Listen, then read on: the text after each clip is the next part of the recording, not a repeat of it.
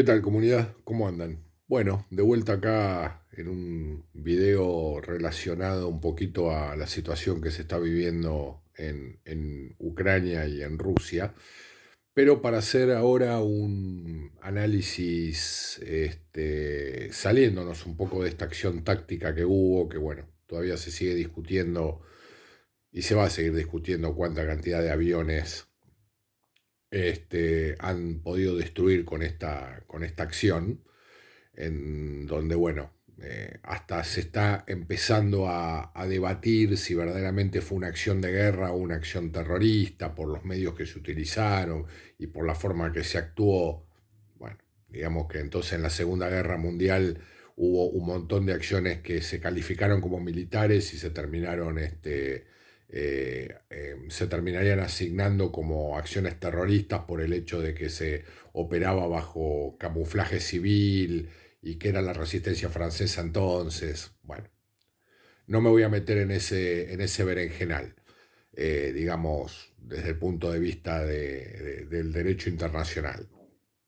Ahora, yo acá veo mucho olor a británico, ¿no? Es decir, como que todas estas acciones no son solamente parte de, digamos, de la capacidad para dañar que pueden llegar a tener en operaciones especiales los ucranianos, sino que obviamente están apoyados por Occidente, es decir, la OTAN.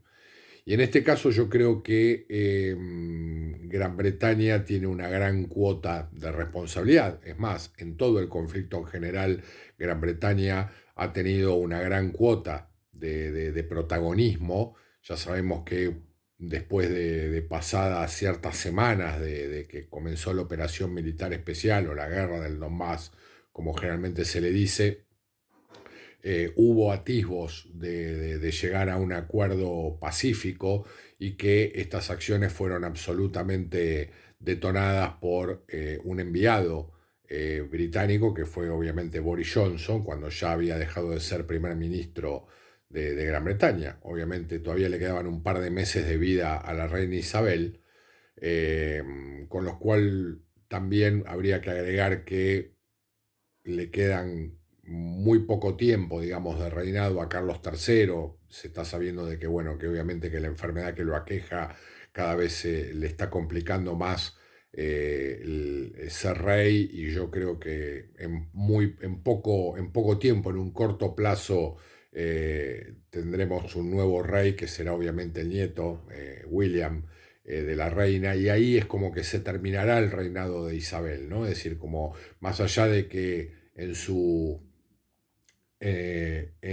funeral se rompió la vara del pastor, ese símbolo tan importante para el reinado inglés, digamos, periodo que está manejando Carlos III vendría a ser el final, ¿no? El apéndice del final del reinado de la visión de Isabel II y el comienzo de una nueva etapa. Una nueva etapa en donde Inglaterra vuelve a renovar su sempiterna estrategia geopolítica que, digamos, que comenzó tímidamente allá cuando, por una cuestión de poder, Enrique VIII, y este video es un análisis histórico, Enrique VIII decide, por un capricho, digamos, marital y por una obsesión que tenía él a nivel de querer conseguir o engendrar un varón que siguiera el linaje de los Tudor.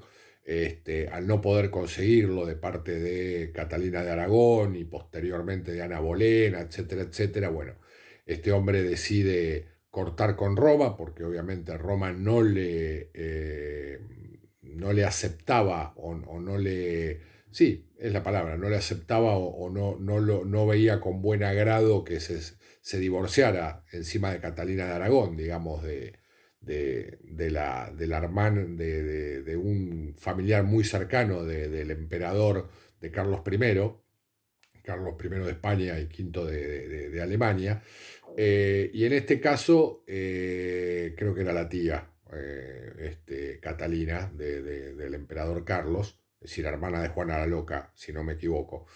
Y ahí, a partir de ahí, Inglaterra comienza un proceso de separación del mundo católico y del mundo occidental. Bueno, acá hay una teoría que habla de que la nobleza negra veneciana, al ver ya que su poder iba cayendo, fue básicamente mutando o mudándose hacia la City de Londres, ¿no? Con un tal Paolo Sarpi. Bueno, esto está bastante desarrollado en muchos libros y hay un divulgador histórico que se llama Jorge Guerra, creo, si mal no recuerdo, español, que él tiene bastante claro el tema de la nobleza negra veneciana con respecto a, al dominio que tiene sobre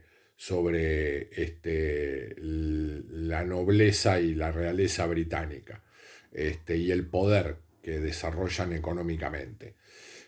Obviamente que a partir desde Enrique VIII hasta, digamos que la Guerra Civil Inglesa pasó mucho tiempo, y en 1649, en 1650, Inglaterra decide cortarle la cabeza al rey Estuardo, a Carlos I, por obviamente el liderazgo que tenía Oliver Cromwell en aquella época, e Inglaterra lentamente comienza a convertirse en una potencia. Ni que hablar después cuando logra victorias importantes después de la finalización de la Guerra de Sucesión Española, y ahí es donde ellos comienzan a ver que no puede haber un hegemón en Europa. Es decir, continentalmente Europa no puede tener un hegemón, no puede haber una competencia para Gran Bretaña.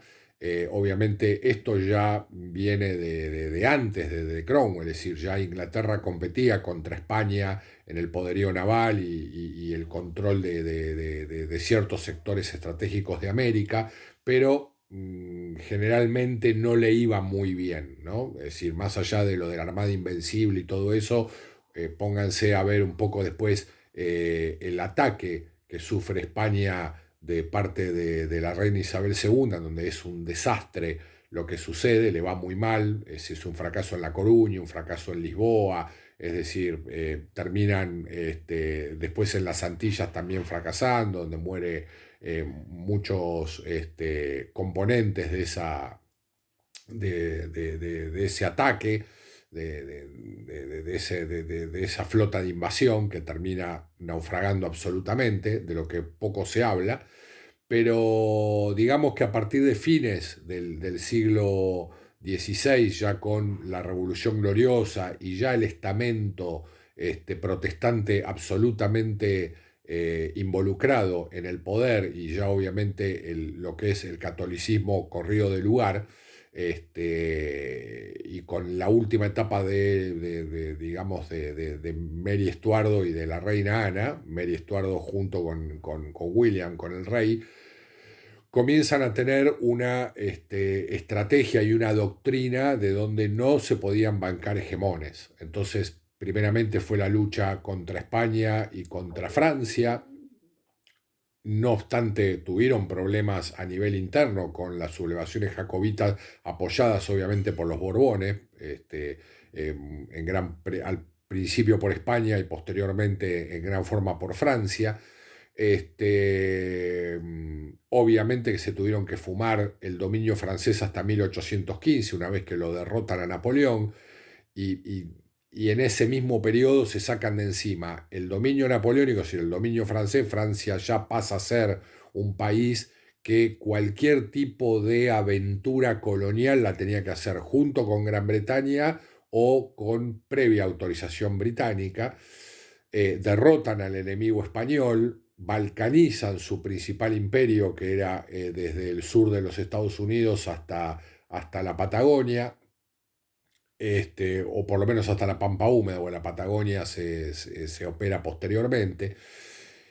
Y después que se sacan de encima a Francia, o a Francia ya se la ponen como una compañera de aventuras, diríamos, porque hasta vinieron acá por lo del tema de los mares, de los ríos interiores. Inglaterra tuvo que acompañar a Francia en esas aventuras.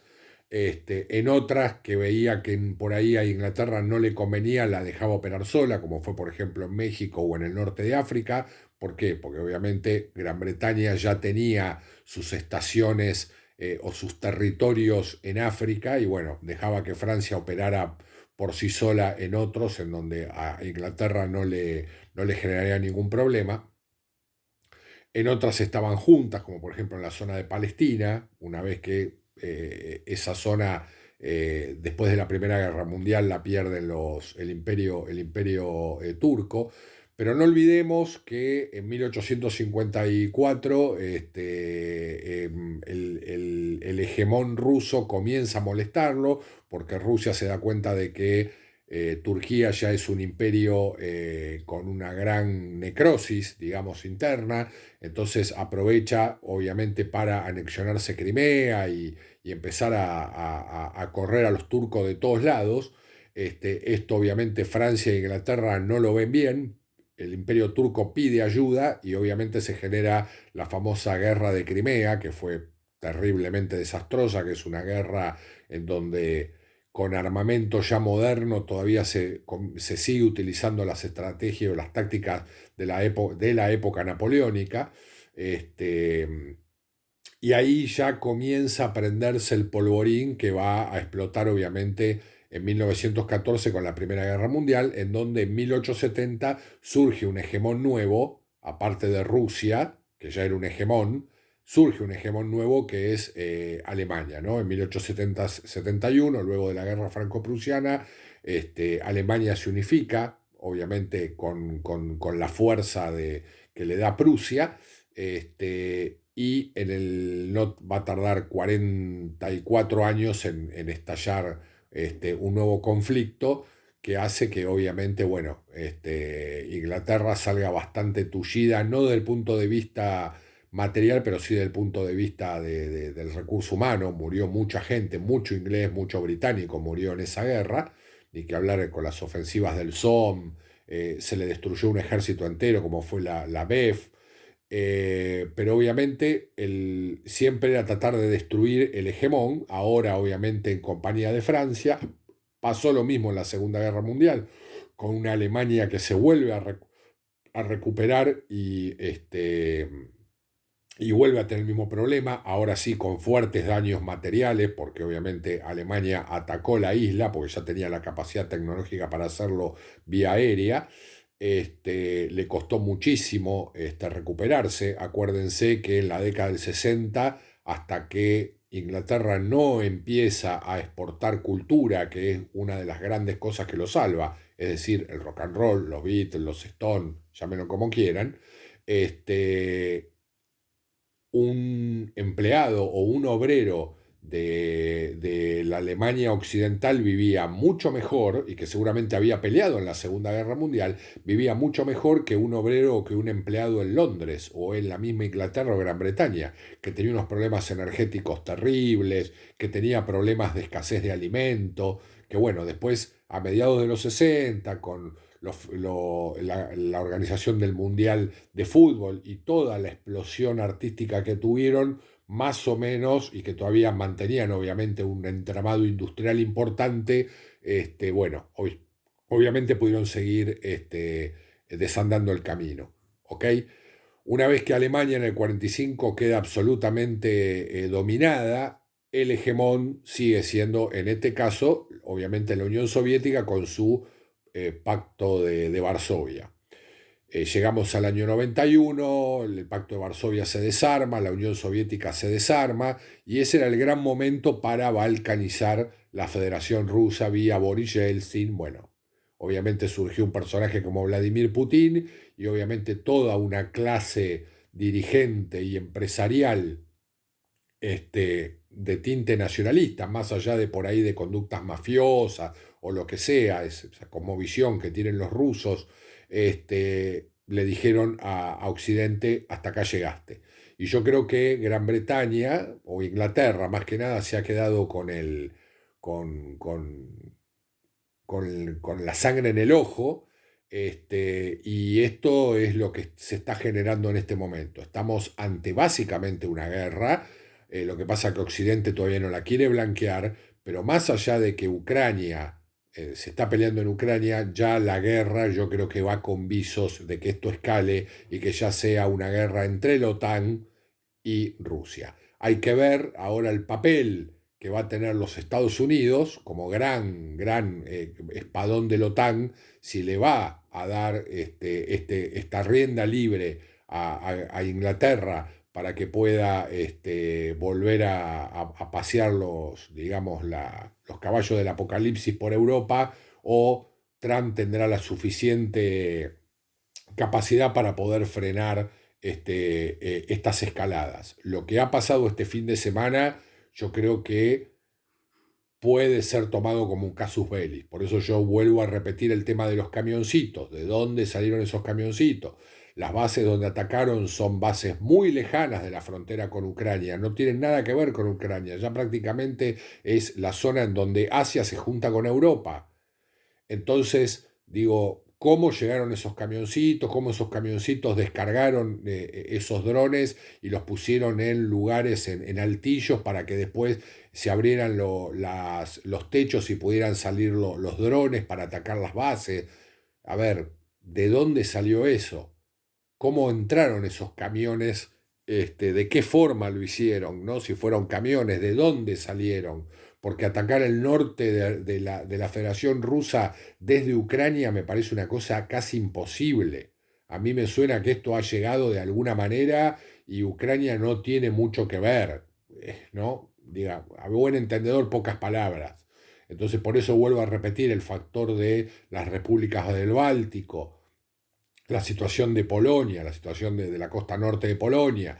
Digamos, hay un montón mismo Alemania también, es decir, hay cosas que no se explican, pero que la explicación y por ahí el punto de partida de la explicación sea la City londinense, ¿no? Digamos, y después las ramificaciones, ¿no? Tanto política como militar. Así que bueno, les dejo con esa cuestión y bueno, y es un enfoque más del análisis de esta situación que cada vez se está poniendo más complicada. Agur.